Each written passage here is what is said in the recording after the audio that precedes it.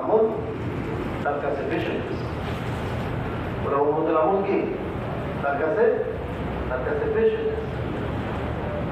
বলে তিনি যদি বলে নাই আল্লাহ আমি অমুকের উপর রাজি, আপনি রাজি হয়ে যান, তো আল্লাহ তাআলাও রাজি।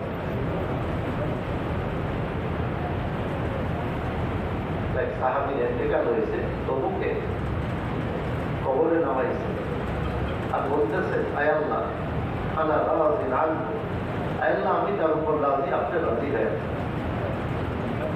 যান। হয়ে গেছে বলে এটা তো চলতেই থাকবে। মানুষ গুনাহ করছে, গুনায় জর্জরিত হয়ে গেছে, রাসূলের কাছে আসছে আর বলে তারা আল্লাহর কাছে তো মাপ চাইছে, আর রাসূল তাদের পক্ষ হয়ে আল্লাহর কাছে তাদের জন্য মাপ চাইছে, তা আল্লাহ তাআলা মাফ করে দেবেন। রাসূলের মাপ চাওয়া কারোর জন্য এটা কোনো সাধারণ কথা না, আল্লাহর রাসূল কারোর জন্য মাপ চাইছেন আল্লাহর কাছে। এই জন্যই তো মা আয়েশা রাদিয়াল্লাহু তাআলা আনহা খুশিতে তিনি এমন ভাবে করতেছিলেন যে আম্মা জানের মাথা গিয়ে আল্লাহ রাসূল সাল্লাল্লাহু আলাইহি সাল্লামের কদমে পড়তেছে, খুশিতে আল্লাহ রাসূল আমার জন্য মাপ চাইছে।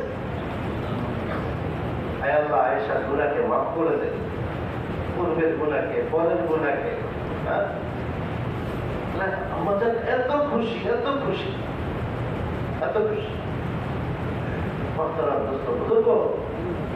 তো রাসূলুল্লাহ সাল্লাল্লাহু আলাইহি ওয়াসাল্লাম এক মেহনত নিয়ে আসছেন উম্মতের কাছে। বলে যখন নামাজের হুকুম আসে, যখন রোজার হুকুম আসে, হজের হুকুম আসে নাই, যাকাতের হুকুম আসে নাই,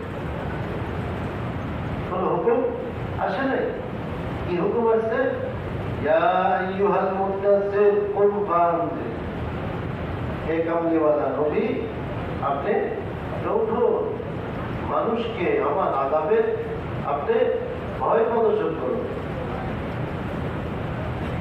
এখনো নামাজের হুকুম আসে, হুকুম আসে, হুকুম আসছে উঠে, আপনি উঠেন, মানুষকে আমার আযাবে ভয় প্রদর্শন করেন। আপনি ওয়া রাব্বাকা ফাকাব্বির, আপনার রবের বড়ত্ব বয়ান করেন।